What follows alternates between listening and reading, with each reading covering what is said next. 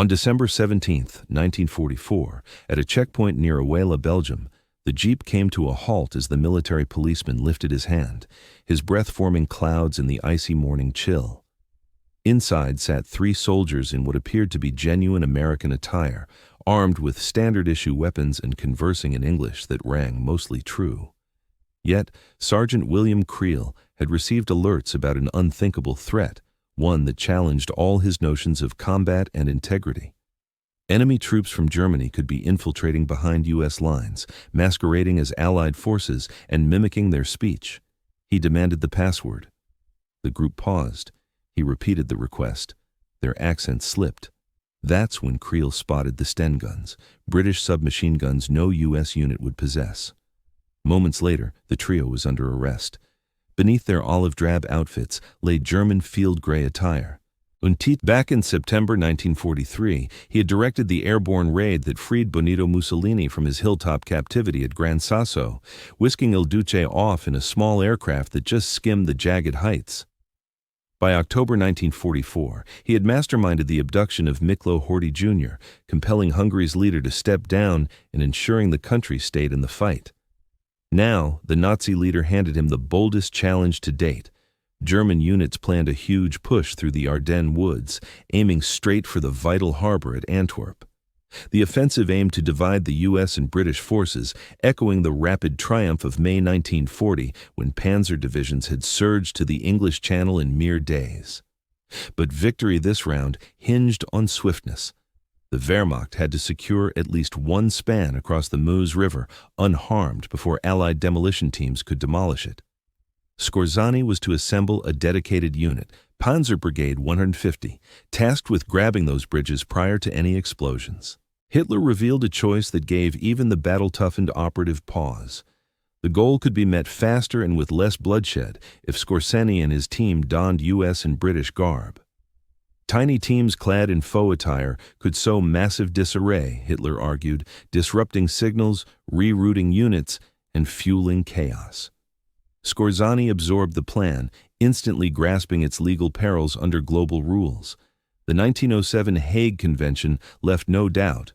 Fighters caught in adversary uniforms lost protections as POWs and faced summary execution as saboteurs. This risk prompted lengthy debates with General R. Alfred Jodl and Field Marshal Gur von Rundstedt. Hitler convinced Skorzeny the approach was valid, provided his forces shed the Allied clothing before direct clashes. Soon after, Skorzeny delivered his blueprint to Jodl. He called for 300 personnel versed in English and U.S. accents. On October 25th, the Oberkommando issued a directive to all Western Front bases, seeking English-proficient enlistees for covert raids. The notice, endorsed by Field Marshal Wilhelm Kittel, specified troops skilled in the English tongue and familiar with American slang. Skorzeny realized this open call would alert enemy spies quickly. He urged halting the whole venture, but Hitler refused. Sure enough, Allied codebreakers snagged the message on November 30th, though analysts brushed it off as a feint, doubting the Germans' nerve. Recruits poured in from every arm of the Reich's forces, largely clueless about their roles. Fritz Priest, a 21-year-old Luftwaffe enlisted man schooled in English translation, figured he'd question captured Yanks safely away from the front. Instead, he ended up confined behind fences at the prep site set up in Grafenwohr, eastern Bavaria. Precautions were ironclad. One recruit got killed for revealing excess in a family note. The enlistees learned their assignment only upon reaching the base. The reality. The sheer absurdity of the materials available to Skorzeny might have seemed laughable under less dire circumstances. Among the 1,200 troops ultimately gathered, just 10 possessed fluent English, along with a grasp of U.S. expressions. Roughly 30 to 40 managed solid English skills, yet remained clueless about American colloquialisms. Somewhere between 120 and 150 handled English at a decent level. The rest relied on basic classroom English, limited to simple affirmations or denials. Skorzeny later described how, after mere weeks, the outcome felt downright alarming. Recruits with scant English got directions to utter "sorry" upon encountering Americans, then unzip their pants and dash away, pretending to suffer from severe stomach cramps. Gear shortages were just as dire. Requests went out to OB West for 15 Sherman tanks, 20 armored vehicles, 20 self-propelled artillery pieces, 100 jeeps, 40 motorcycles, 120 trucks, plus ample British and U.S. attire. Supplies arrived disastrously incomplete. A mere 2 Sherman tanks showed up, both in dismal shape, one failing right off the bat. Rather than the desired U.S. armor, Skorzeny ended up with 5 Panther tanks, 6 armored cars, 6 personnel carriers, and 5 Sturmtiger assault guns, all of German origin. The Panthers got camouflaged using metal sheets, olive drab coloring, and white star markings. Skorzeny conceded they might deceive only inexperienced young U.S. soldiers, glimpsing them from a great distance in darkness. Uniform woes ran even deeper. Plenty were British, Polish, or Russian hand-me-downs. Some suited summer wear, clashing with the December push. Others showed bloodstains or POW tags. Various German outfits, baffled by the demands, shipped over random scraps. The unit overflowed with Polish and Russian gear from detachments, oblivious to the mission's intent. Skorzeny scraped together genuine U.S. outfits and arms solely for the sabotage squads. Top English speakers coalesced into an elite group called Einheit, honoring SS Captain Ernst Ebel, their commander. These squads underwent rigorous drills amid the tight schedule. They delved into U.S. military structure, absorbing rank insignias, traditions, and marching routines. A few headed to POW sites at Kustrin and Lindau to hone their speech with detained Americans. They absorbed U.S. films to nail dialects and pick up trendy lingo. They committed to memory U.S. product labels, ball clubs, hit tunes, and film idols. The saboteurs rehearsed striding, puffing cigarettes, and snapping gum in true American fashion. Assignments split into 3 types. Sabotage crews of 5 or 6 aimed to wreck bridges, ammo caches, and fuel depots. Scout groups of 3 or 4 probed Meuse River flanks, doling out bogus commands to U.S. outfits, flipping signposts, stripping mine alerts, and blocking paths with fake explosive threats. Vanguard sabotage teams synced with advancing German lines, severing phone lines, smashing radio setups, and broadcasting phony directives. The infiltrators grasped the perils. Caught in U.S. garb, they'd face near-guaranteed firing squads. Yet another threat loomed. Amid combat frenzy, their own forces might gun them down, confusing them for real Yanks. To mark themselves, they adopted coded cues. Rides bore tiny yellow triangles. Tanks held guns at set angles. Troops tucked dyed neckerchiefs under collars. By December 14th, Panzer Brigade 150 mustered close to Bad Münstereifel. That afternoon of December 16th, they rolled forward, trailing 3 panzer divisions in assault. The scheme had Skorzeny's masked elements bypass the tip divisions upon hitting elevated ground, then surge to seize Meuse crossings. Success hinged on the swift thrust from the premier SS Panzer Division under Joachim Peiper. Should Peiper's tank vanguard punch through fast, Skorzeny's imposters could weave into the mayhem and hit the spans prior to U.S. sappers blowing them. Dawn had yet to break on December 16, 1944, as over 200,000 German soldiers surged into Hitler's final major western gamble via the Ardennes woodlands. The opening strike landed with total shock value. U.S. lines, stretched thin over an 80-mile stretch, met vastly superior foes. 4 green or exhausted American divisions squared off against 30 German ones, backed by close to 1,000 armored beasts. German guns pummeled the icy dawn. Spotlights reflected from overcast skies to light up the fray. Foot soldiers pushed through wintry woods. Panzers growled along tight lanes. In those early moments, the blueprint held firm. The Einheit squad slipped in during the disorder, clad in U.S. gear and piloting seized jeeps. They navigated the turmoil of the U.S. pullback with ease.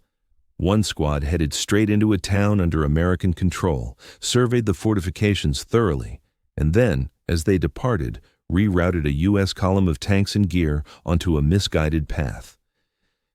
2 additional squads managed to divert Allied supply lines effectively, heightening the overall disarray. They severed phone lines, took down directional markers, and circulated misleading tales of German advances that exceeded the true incursions.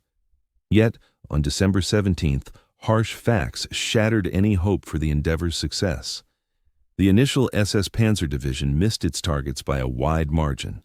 Intense U.S. opposition at Elsenborn Ridge blocked the enemy from accessing vital northern routes. Defenders at St. Vith clashed with unyielding determination, pushing back the German schedule by almost 7 days. The swift advance essential to Operation Greif simply never happened.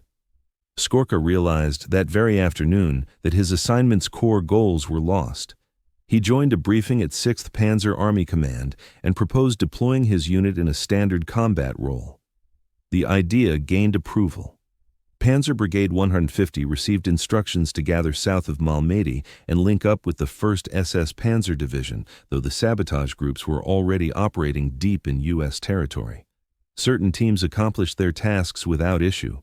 Others got nabbed during failed code word tests, when edgy GIs spotted British firearms or Teutonic footwear, when their accents cracked under stress, or when they blanked on basic U.S. customs queries. The apprehension of Paris, Billing, and Schmidt, close to Krinkelt on December 17th, sparked the widespread alarm that ultimately shaped the mission's true legacy. Under questioning, Schmidt dropped a bombshell that jolted Allied intel. He asserted that their infiltration formed part of a broader scheme to breach Supreme Headquarters' Allied Expeditionary Force and assassinate or seize General Dwight Eisenhower personally. It's uncertain if Schmidt truly bought into this gossip or was peddling intentional deception. No proof has surfaced to validate the existence of any such plot. In truth, the objective centered on seizing spans across the Meuse River. Still, his words triggered swift fallout.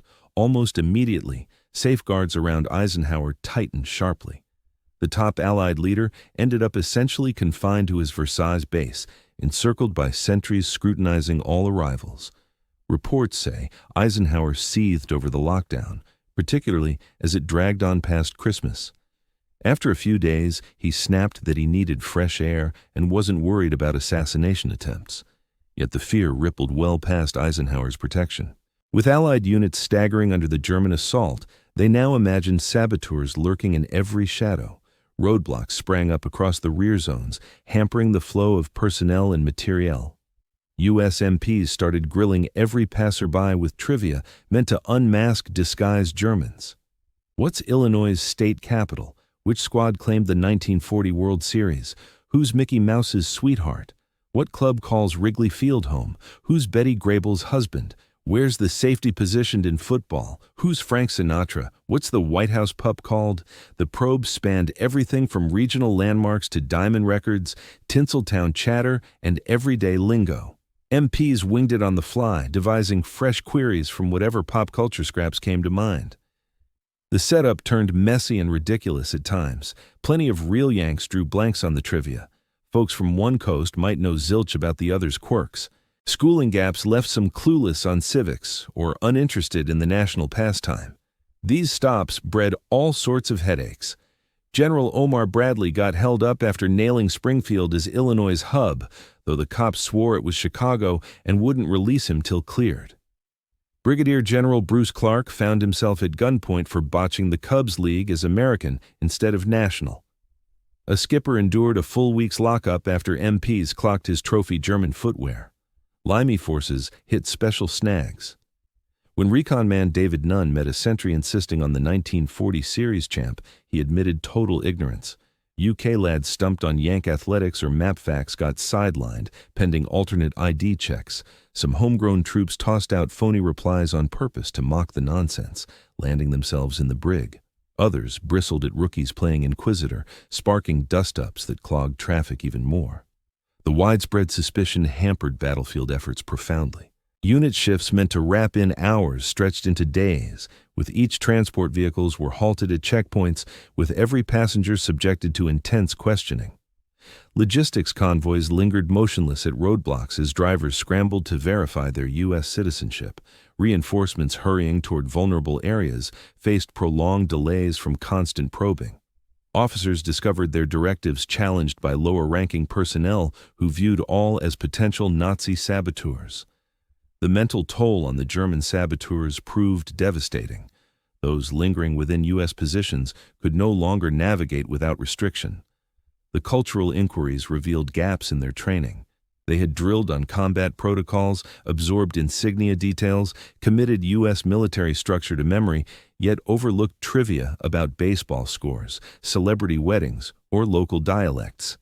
Certain saboteurs sought to bypass barriers altogether, trekking over rough terrain or dense woods. This only drew more attention from U.S. patrols. Some endeavored to talk their way past guards, fabricating reasons for dodging queries. Barely any pulled it off.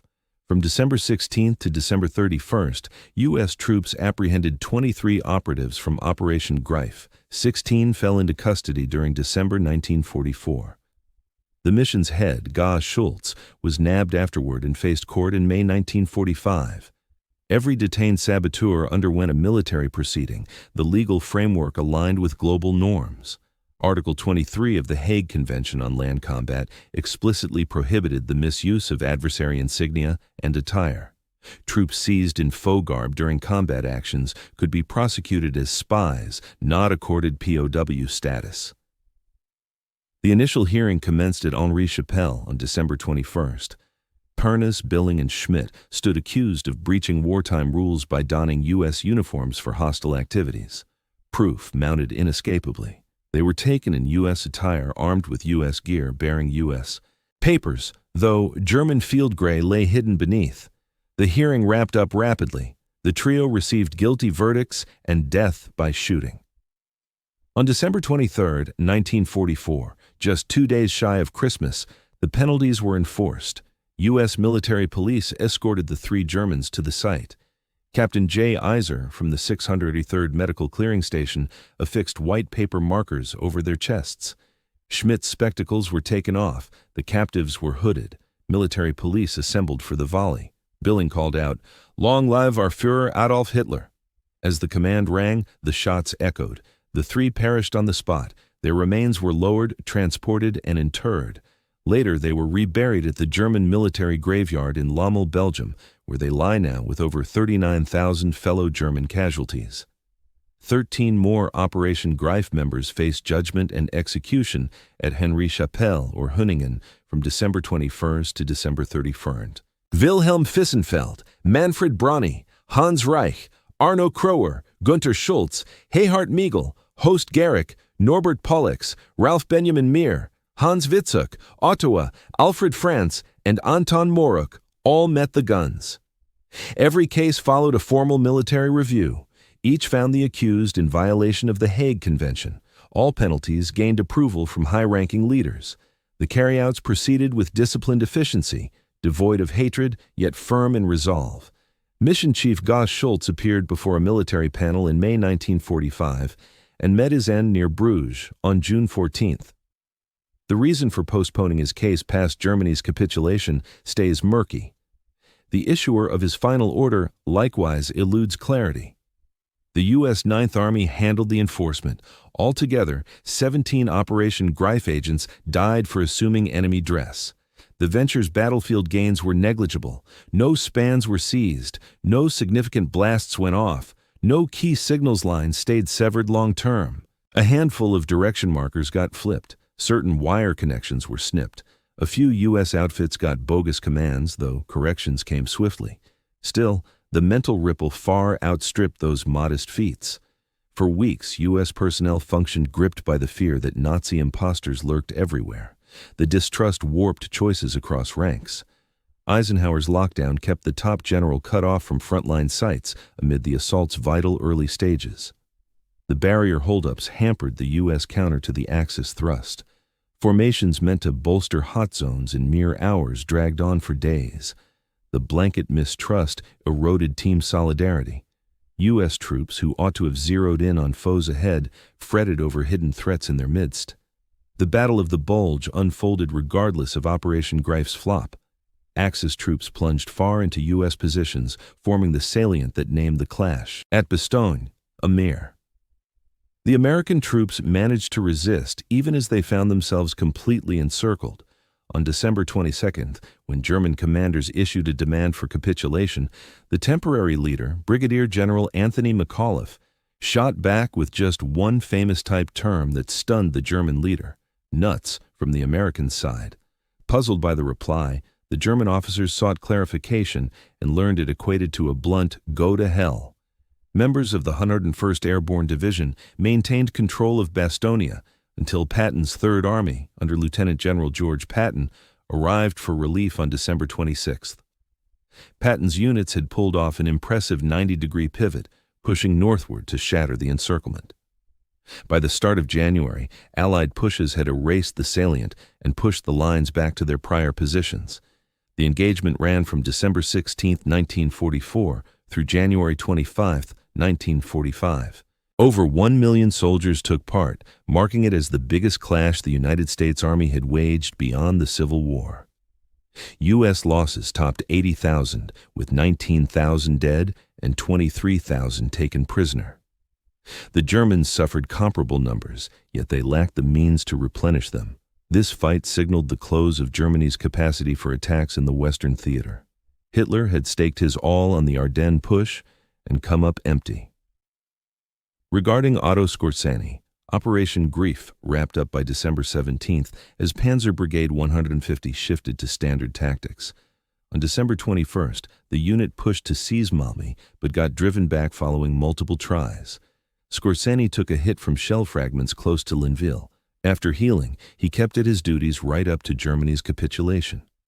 In May 1945, Skorzeny gave himself up to the 30th Infantry Regiment. He endured 2 years under guard, pending his hearing. During the DHA proceedings in 1947, Skorzeny, along with 9 colleagues from Panzer Brigade 150, stood accused of misusing U.S. attire by slipping into fights while masked and then turning their weapons on American troops in betrayal. Additional counts involved illegally acquiring U.S. gear and Red Cross supplies from POW sites.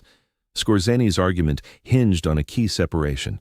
His team had instructions to shed the American outfits prior to any real fighting. The outfits served solely for sneaking in and misleading, not for battling. An unexpected testimony from a defense witness turned the tide. F.F. Yo Thomas, once a British Special Operations executive operative, shared that Allied units employed the very same methods. He himself had donned German clothing while operating in hostile territory on French operations. The court panel highlighted the gap between donning foe attire in battle and employing it for trickery. Prosecutors couldn't show that Skorzeny had directed his forces to clash while in American dress. The panel cleared every accused party. The decision stirred debate.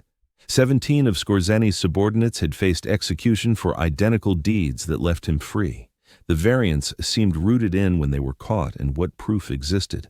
Those put to death in December 1944 had been nabbed still in U.S. uniforms. By contrast, Skorzeny's 1947 case let him prove his directives banned fighting in disguise. The hearing set vital benchmarks for warfare regulations. Donning adversary uniforms for trickery counted as a valid ploy, so long as fighters ditched the costumes before clashing. That separation shaped views on global legal standards for years to come. Skorzeny's detention didn't drag on. In 1948, he broke out of a holding facility in Darmstadt. Ex-SS members posing as U.S. military cops aided his getaway. Certain scholars suggest U.S. spies might have quietly permitted or aided the breakout, but nothing backs that up. Skorzeny lay low on a Bavarian homestead, then in Salzburg and Paris, before putting down roots in Spain. He acted as a defense consultant for Egyptian leader Gamal Abdel Nasser. Skorzeny passed away from cancer on July 5, 1975, in Madrid, aged 67. He showed no remorse over Operation Grief or his other war efforts. The roadside checks turned into staples of U.S. Armed Forces lore. Queries on baseball, Hollywood icons, state seats, and film celebrities stood as emblems of how shared heritage acted as a safeguard amid the turmoil. That ad hoc approach, for all its disorder, succeeded in unmasking spies whose linguistic prep failed to mimic the effortless pop culture savvy that Americans picked up from youth. True Americanness went beyond fluent English or fitting garb. It encompassed joint life stories, familiar touchstones, group recollections that no crash course could impart to outsiders in mere weeks. This overlooked cultural bond emerged as a vital defense when challenged by hostile intruders. Today, The 17 individuals put to death over Operation Graf, live on mostly via Army burial grounds and documented histories. Their resting spots at Low ML received the identical upkeep as those of fighters lost in standard engagements. The site draws no line between the executed and the rest. These included individuals acting as spies and those who perished in combat. Every one of them counted among the German casualties of the war. Manfred Paris was just 23 when he met his end by execution. Gunther Billing, aged 21, held firm to his Nazi beliefs right up until the last. Wilhelm Schmidt, 24, met his fate with calm acceptance. Each represented a son to some family, maybe a brother too. Their decisions had guided them to that icy dawn in Belgium, to the stakes, the coverings over their eyes, and the muzzles of the guns. The aftermath of Operation Graf stretched further than its operational shortcomings. It highlighted how specialized missions failed to make up for shortcomings in standard army efforts. Even dozens of intruders couldn't seize bridges without Piper's tanks arriving in time. No level of trickery or disarray could replace the advance that simply didn't happen. Still, the mission excelled at sowing chaos well beyond the achievements of the infiltrators themselves. Just the threat of such incursions sparked widespread alarm among hundreds of thousands of troops. This divide between what was believed and what truly occurred formed a vital insight for contemporary approaches to mental manipulation in strategy. The Battle of the Bulge wrapped up in late January 1945. Coalition troops pressed on toward the heart of Germany. In under 4 months, the Third Reich fell apart. Hitler took his own life in his underground shelter in Berlin. On May 8, 1945, Germany yielded without conditions. The 17 members of Operation Graf, who faced execution, lay buried long before. Their conflict concluded abruptly on foreign ground in Belgium, distant from their homeland.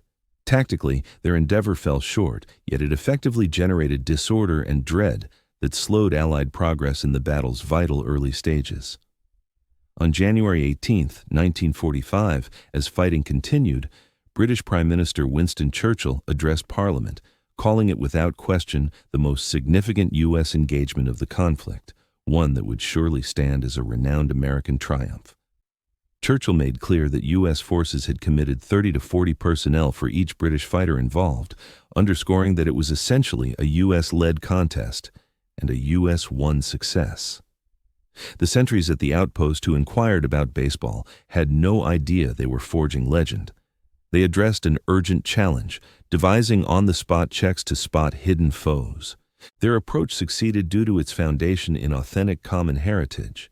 U.S. personnel understood baseball, Hollywood, and state capitals innately, shaped by their upbringing in America through everyday exposure. Germans attempting to pose as Americans might memorize details, but they couldn't mimic that effortless grasp of culture. The separation between rote information and ingrained societal understanding turned out to be pivotal. Failures like those of the Germans underscore a timeless truth. Knowledge rooted in lifelong immersion defies rapid instruction for outsiders. Today's elite units have drawn from Operation Graf's partial outcomes. Spy agencies now invest years in training undercover operatives, recognizing that true cultural mastery demands prolonged engagement.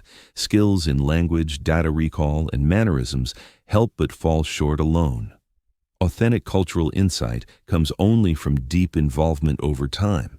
This core difficulty endures through the years. Culture embeds itself via real-life participation, not lecture halls. Operation Graf revealed the strengths and boundaries of unconventional tactics. Compact teams executing irregular actions can amplify disturbances disproportionately to their size. The mental toll often dwarfs physical gains exponentially. However, absent a solid conventional push to set the stage, such efforts can't secure broader aims. Illusion can't stand in for actual conquest. For scholars of history and tacticians, Operation Graf stands as a striking example. It shows how bold schemes, unmoored from honest evaluation of resources, invite defeat. Hitler's choices in the war's final phase mirrored this flaw. Visionary in theory, starved of support, and detached from battlefield truths. Nevertheless, the mission's accidental triumph in stirring terror affirmed the idea that mind games and ruses can amplify force significantly. The 17 individuals shot for donning faux attire might have faded from memory without the archives that safeguard their tales. They weren't notable figures. Their pre-capture deeds were minimal. Their plan collapsed entirely. But their death signified a notable shift in martial and juridical contexts, sharpening the rules of global conventions on disguising as the opponent in war. Their enduring impact resides in the teachings their venture imparted. Confirming identities stays essential for protection. Grasp of culture remains tough for interlopers to simulate swiftly. Elite missions hold worth, but can't replace triumphs in regular warfare. The principles governing armed conflict persist. Whether executions qualify as war crimes remains a matter open to debate, depending on the context and available proof. The toll of conflict on human lives goes far beyond fatalities on the front lines, encompassing those put to death following capture for breaching international wartime rules. Every such killing claimed the life of an individual, with loved ones, a personal background, and untapped possibilities, dispatched by gunfire under official sanction after a fair hearing. The burial sites at Low ML stand as testaments to existences abruptly terminated by the harsh realities of battle.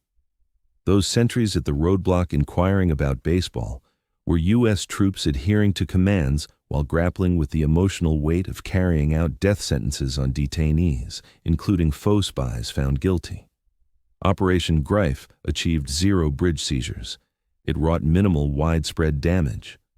Though it resulted in only a handful of direct American casualties, the terror it instilled postponed troop arrivals, hampered leadership choices, and drained supplies amid pivotal moments. That unmeasurable ripple effect played a key role in defining the early stages of the engagement. The rapid apprehension, prosecution, and sentencing of the saboteurs within mere days highlighted the efficiency of U.S. martial law amid the strains of active combat. The swift progression from arrest to the gallows mirrored the exigencies of the theater and forged lasting examples, even if today's protocols demand lengthier deliberations.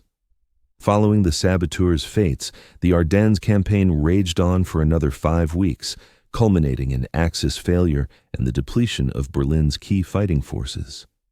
The narrative of Operation Greif amid the Ardennes offensive underscores that armed struggle involves far more than mere tactical maneuvers. Mental effects, societal influences, and how events are viewed can rival or surpass battlefield outcomes in significance. An aborted scheme sparking widespread alarm might generate greater operational chaos than a stealthy triumph that slips under the radar. The roadside questioning sessions, however comical they occasionally appeared, proved effective by probing everyday insights that true locals held instinctively, details the intruders, no matter their preparation, couldn't convincingly mimic. The GIs enduring the Ardennes push confronted not just a formidable adversary assault, but also the mental strain of wondering if infiltrators lurked everywhere, disguised in any attire, fluent in any dialect. This undermining of trust introduced a fresh layer to modern combat, one that would mold tactics and protective measures for decades ahead.